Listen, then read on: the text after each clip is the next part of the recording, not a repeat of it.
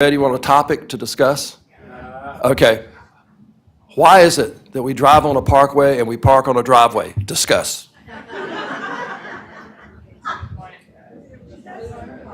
Carlin.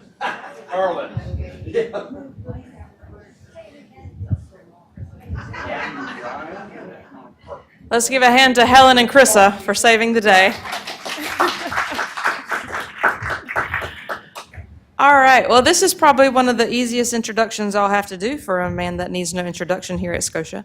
But I can't think of a better way to kick off our Wellness Week this week, when Claire had the great idea of asking him to kind of go in this direction. So there's not much more that needs to be said.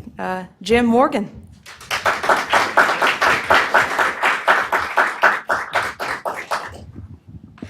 Thank you, Sarah.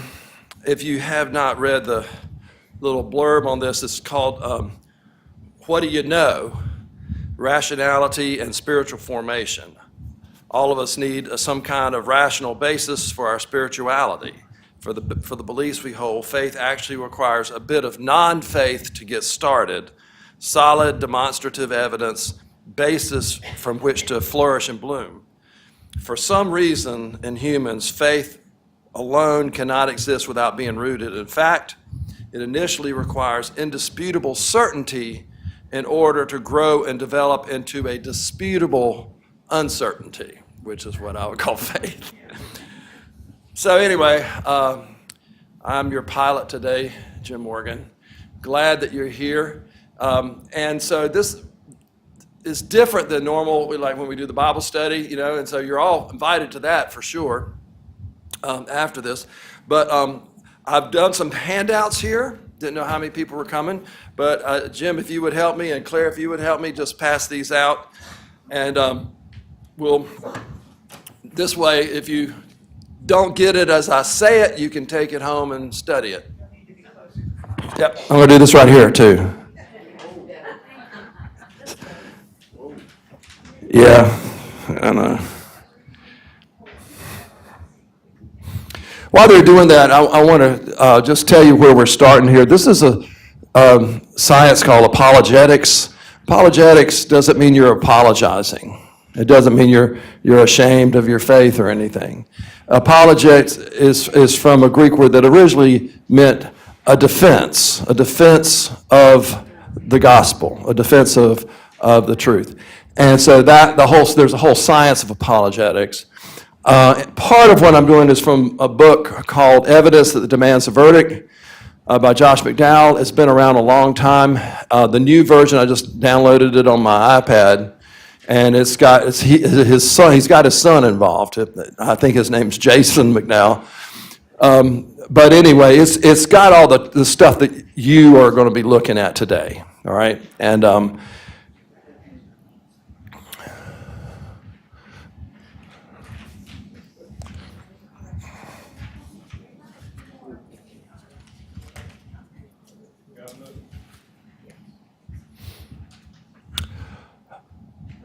right.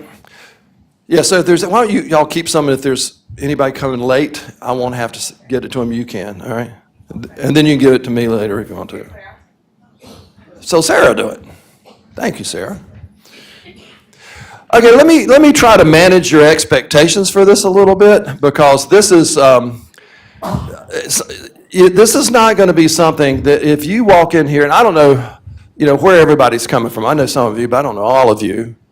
I don't know where you're coming from in terms of your faith or your belief or your disbelief. If you come up here as a non-believer, as an atheist or agnostic, this is not going to convince you to be a Christian. Okay, it will give you some stuff that you've never had before, but we tend to cling to lifetime beliefs pretty long. And it's hard to get, it's hard to change. If you are a believer, which I think that I know a lot of you are, then this, I hope, will be a basis for your faith. That you'll realize, oh, yeah, I can stand on that, And that's what that introduction in the blurb is about, is that it does, I need and when I was forming my faith and my spiritual formation, I needed some concrete stuff. I needed some fact to base, the leap of faith on. And so I'm going to try to give you some of that today. But as I say fact, fact is also a kind of a squirmy concept too. And especially in this day and time where we have alternate facts or alternate truth, almost everything in history is debatable or has been debated. And so it's not that there's nobody that has ever debated any of this. What is true, though, is lining these things up with other historical figures. There is as much evidence for the historical Jesus that is not faith-based, that's not even born out of anything in Christianity, but just in secular Roman documents. There's as much evidence for Jesus to a guy named Jesus from Nazareth who was called the Christ, who was crucified, as there is for Julius Caesar, as there is for Napoleon. So, and you can debate whether they were real too, if you want to. Most people don't, because it doesn't really matter. But when you put your life in somebody's hands, like your life in the hands of Jesus Christ, it does matter. And so I hope we're going to do this. So let's look at the first one, Tacitus. Now, Tacitus was a Roman historian, all right? So this is, people say, well, if you base everything out of the Bible, those people were believers anyway. That's not admissible, so to speak, evidence in the court of historical fact.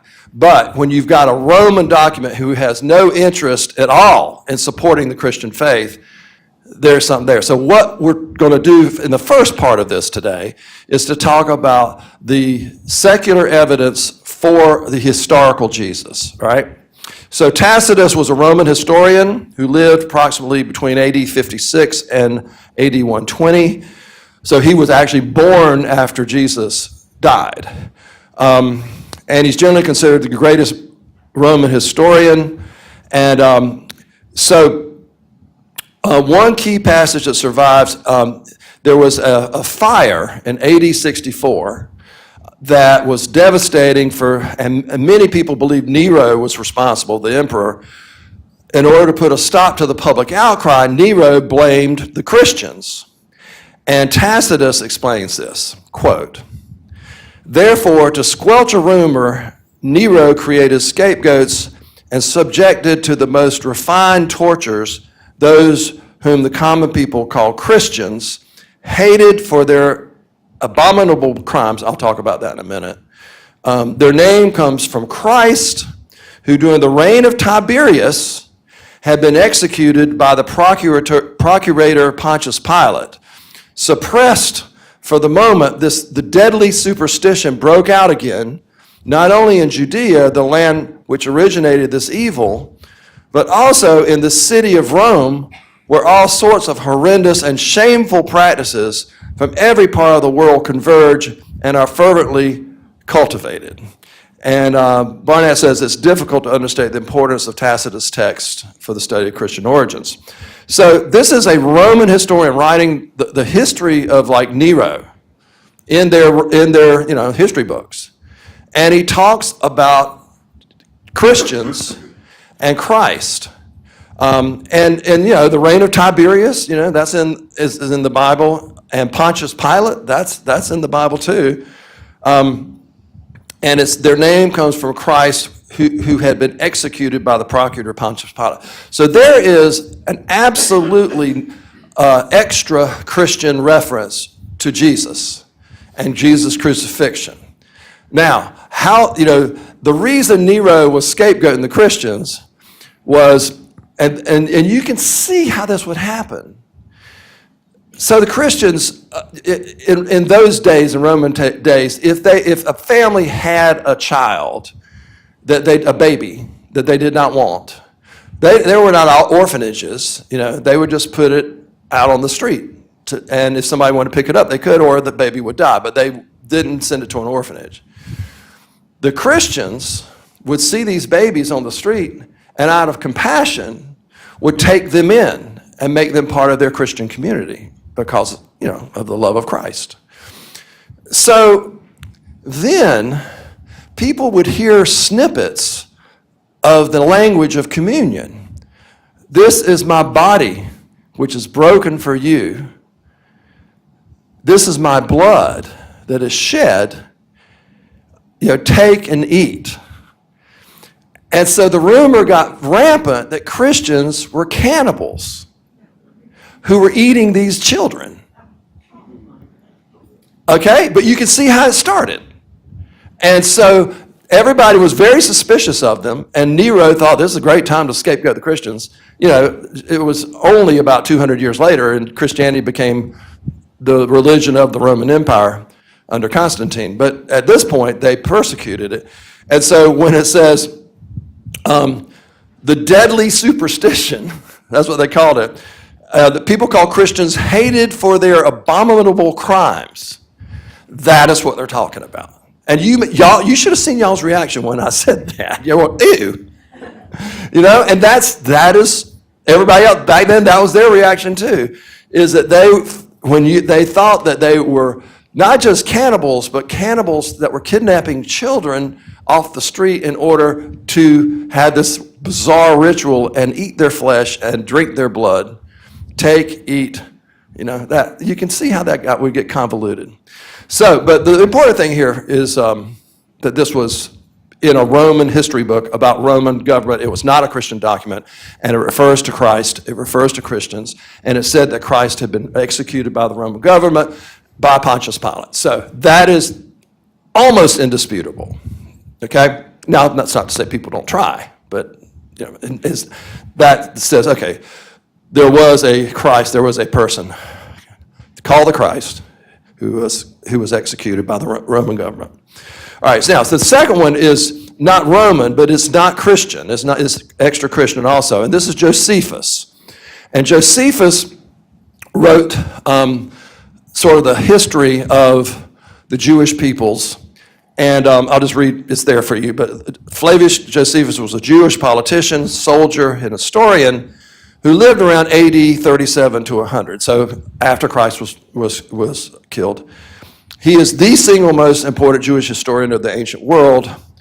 Antiquities is the name of the Jews, was written by Josephus to explain the Jewish people and their beliefs to Romans in an effort to reduce anti-Jewish bigotry. His writing is so influential that all discussions regarding the Pharisees, Sadducees, Essenes, and Qumran community must take Josephus into account. So there's two that are important here. So this one, 20.200, he writes about the death of Jesus' brother James. And he's really talking about the high priest Ananus here, a bold man in his temper and very insolent. He was also of the sect of the Sadducees, who are very rigid in judging offenders, above all the rest of the Jews, as far as we have observed. When therefore Ananus was of this disposition, he thought he had now a proper opportunity to exercise his authority. Festus was now dead, and Albinus was upon the road. So he assembled the Sanhedrin of the judges and brought before them the brother of Jesus, who was called Christ, whose name was James, and some others, and he delivered them to be stoned.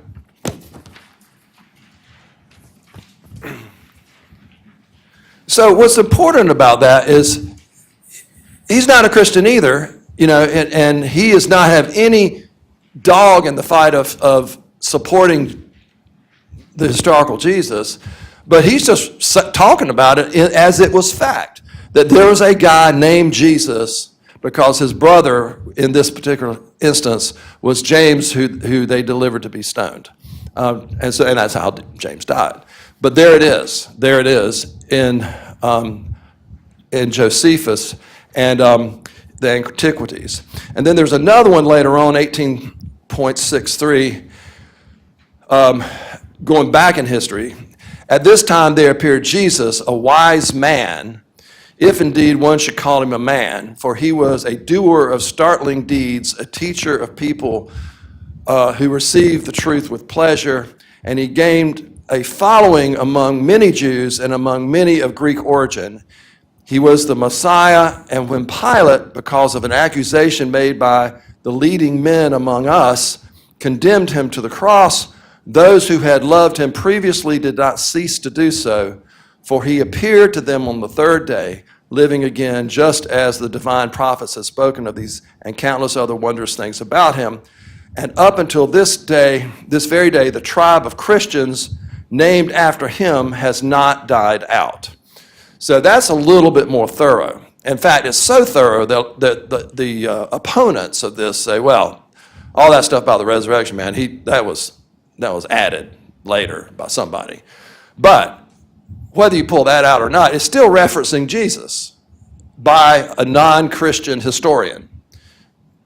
Again, there's as much evidence for Jesus, a man from Nazareth who was called the Christ, who was crucified, than there is for Julius Caesar or for Napoleon.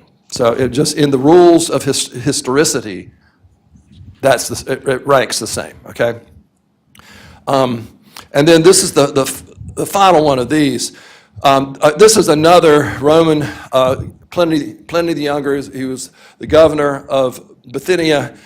He was governor for around 111 and 113.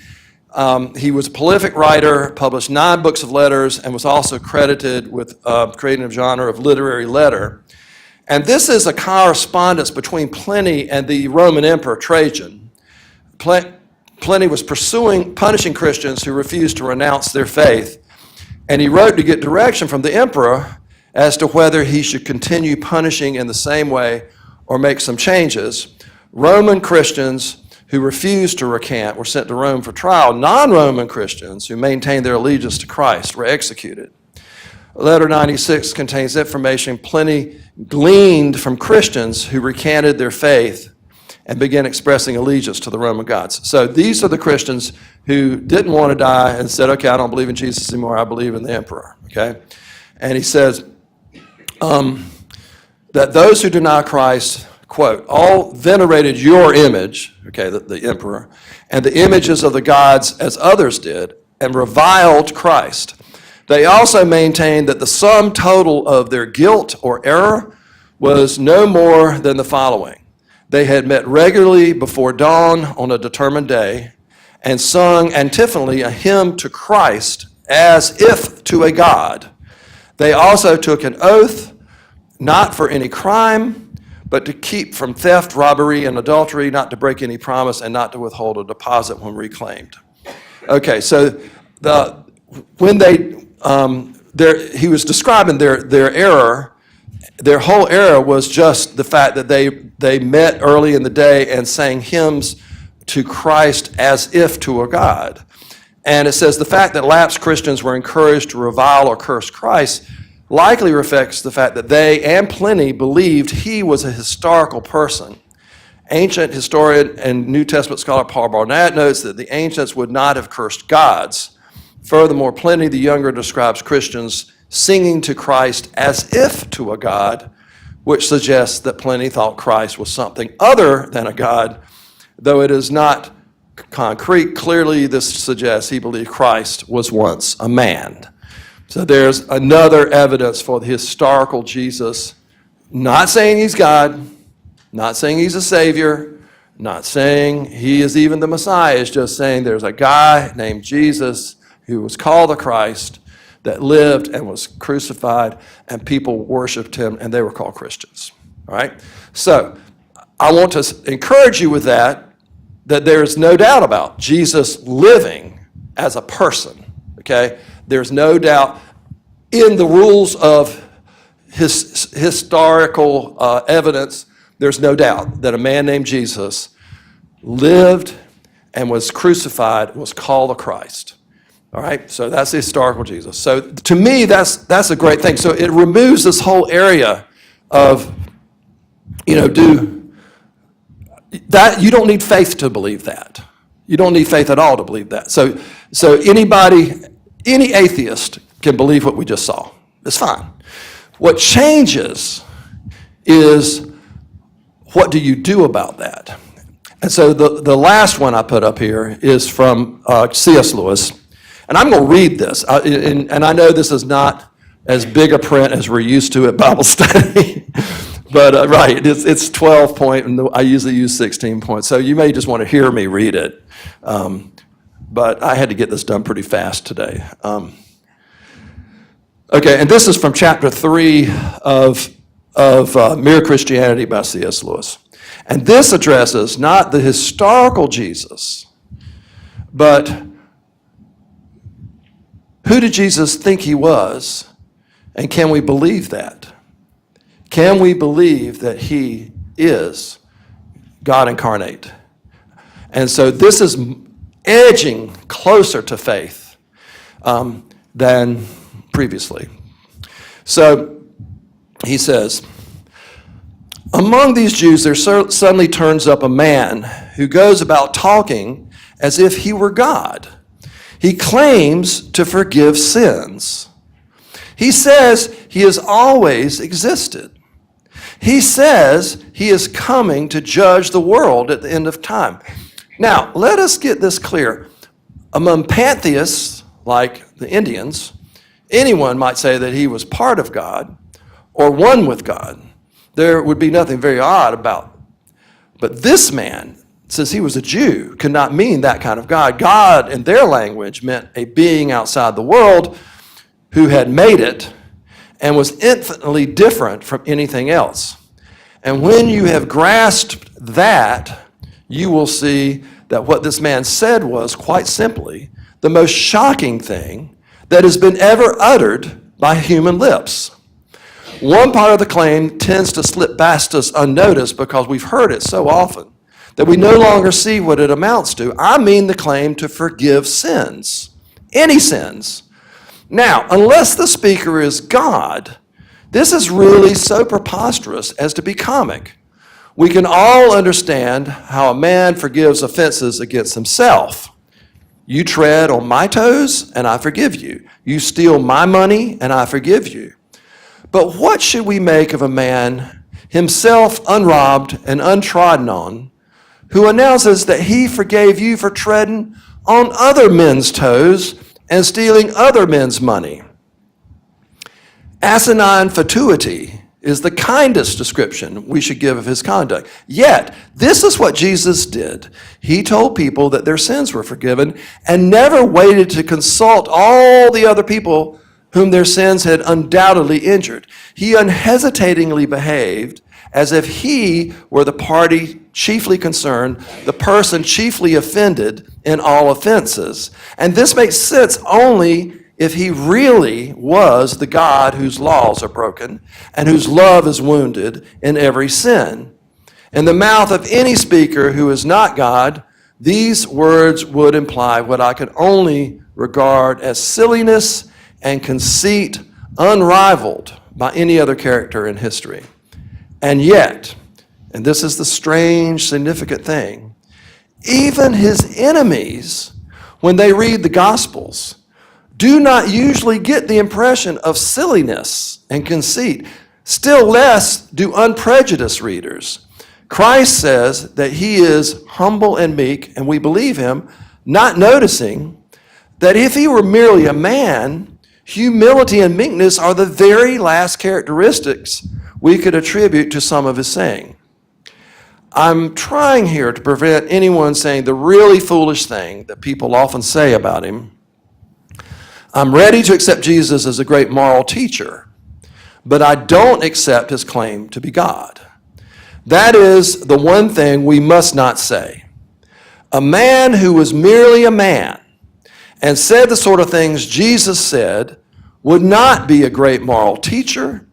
He would either be a lunatic on a level with a man who says he's a poached egg, or else he would be the devil of hell. You must make your choice. Either this man was and is the Son of God, or else a madman, or something worse.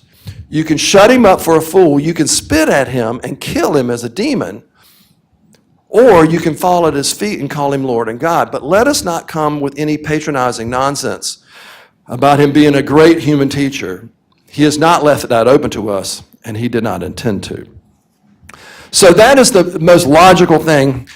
I'd like to, have y'all got this? Can I erase this? All right. If you need it, I'll put it back up. But I did this at Bible study once, and I'd like to do it again just so you can see the logic of what C.S. Lewis is doing. And this is the last thing I'll do, because we're getting close to time.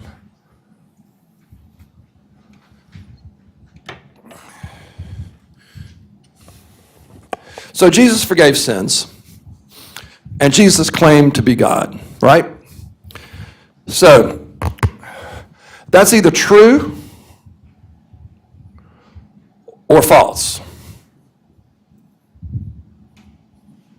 right?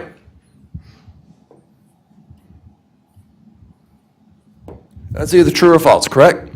No other options. There's no maybe. All right, so let's just say that's false.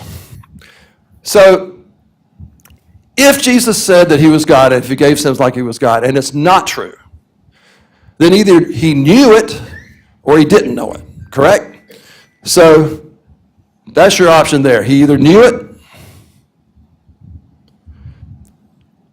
or didn't know.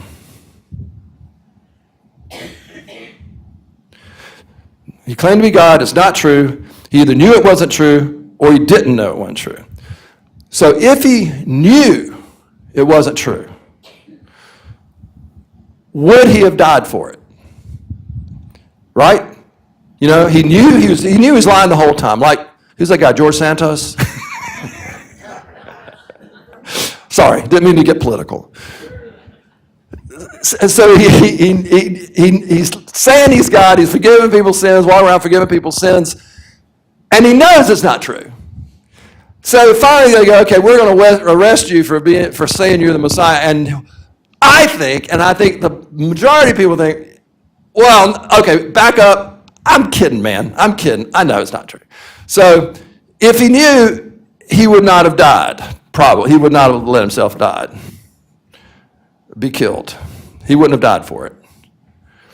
Now, that's debatable. You can debate it. But the other side of this is, if he claimed to be God and it was not true, there's a chance that he didn't know that it wasn't true. In other words, he believed it. It wasn't true, but he believed it. He believed he was Messiah. I had a kid like that in my youth group in Florida. Smoked a lot of pot, but he thought he was the Messiah because there was the messianic secret that don't tell anybody, you know. But that's what he says, he's on the level of a poached egg. When C.S. Lewis says that's a person who's on the level of a poached egg, so he would be insane. Or deceived. Well, yeah, deceived, but believing it. Yeah, absolutely believing it. So and again, it's up to you to look at it, but when you read about Jesus and the way he is interacting with people, does he seem insane? He beats all these best educated people in the world in their debates. He is compassionate to people who are totally outside of mainstream. You have to decide for yourself. So those are your two if it was false. Those are your only choices. He knew it or he didn't know it. If he knew it, he would not have died. If he didn't know it, then he's probably crazy. And so all that does is it leaves this, that it's true. I'll leave that up to you. But that's the way you can do that kind of logical flow chart there. Let me say in closing that we start here, okay? And if you can start with just, okay, Jesus, there's no doubt a guy named Jesus lived and died. There's no doubt. Everybody believes it, faith or no faith, they believe that. The content of what Jesus said was like what C.S. Lewis says, is he was forgiving people's sins. He was saying he was at the foundation of the world, and he was claiming to be God. And that doesn't make any sense if it's false. He either knew it was false, and it doesn't make sense that he would have followed through. If he knew it, he would have backed off of it. And if he didn't know, then he was probably crazy. And he doesn't seem crazy. And so that using logic, it gives you that basis. Now, if faith was easy as let's put all this on a whiteboard and put a line and add it all together, and we all go, yeah, we all believe now, because there's no faith to it, right? It's just, it adds up. And so I'm not saying that for you. I'm saying here is a basis. Here is a way to say that it makes sense. But whether or not you follow Christ, whether or not you give your life to Jesus Christ, it's a whole nother thing, because it means that you are going to follow this guy and pray. And you know, I mean, sometimes prayer seems like the most radical thing, that you're, you know, kneeling and saying, God, please do this, and praise you, God, for this. And, you know, and you wonder, am I crazy? Is this real? But faith is the evidence, is the hope of things hoped for, is the evidence of things not seen. It's the substance of things hoped for, the evidence of things not seen. And so using this as a basis, then you can start to grow in your faith. And I'll give you, if you want, some ideas about how to grow in your faith. First thing I've already talked about is have a devotional time, have a prayer time in your private life. You know, just make it just like get up in the morning and do it. It's okay to do it as you're falling asleep. Everybody think, oh, I feel so bad, I fell asleep while I was praying last night. You know, if you have a child and that child falls asleep in your arms at night, are you mad at that child? No. God's not mad at you if you are praying at night and you fall asleep in the middle of the prayer, or in the middle of the day and you fall asleep, which happens. Second, and this is advertisement for tomorrow night at 6:30, come to Bible study. Study the Bible. You know, you can do it on your own if you want to, but be in a place where you read the Word. It starts to feed you. It starts to nourish your faith. Third, worship. Go to a house of worship, and we have plenty of them represented here. I'm the pastor of Trinity Pres, right over there. You're welcome to come. But there are plenty good churches here. So that, you know, have a prayer life, study the Bible, go to worship. And here's the other thing, people leave this out. Do some ministry. Go out there and do ministry. I do a lot of dumb analogies, and this is one of them. It's the toaster analogy. Nancy's heard it too many times.